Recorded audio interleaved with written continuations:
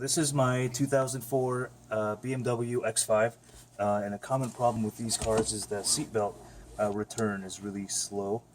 This one isn't too bad, but my driver's side was really bad. So a good way to fix it is to extend it all the way out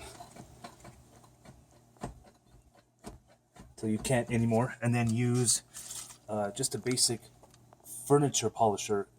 It should be silicone based, but I got this one at Walmart for, how much was this, like $1.99 or something like that. Okay, and then you just shake it and spray a little bit of it on the seatbelt on both sides. Okay, and then wipe the excess off with the towel. And then just work in small sections.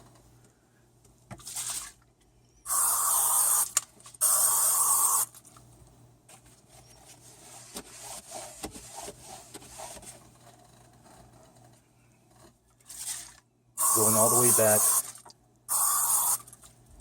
to the starting point.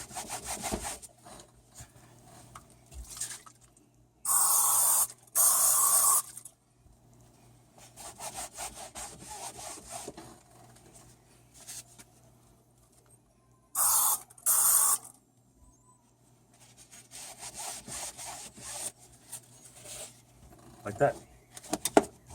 And then it should spring back.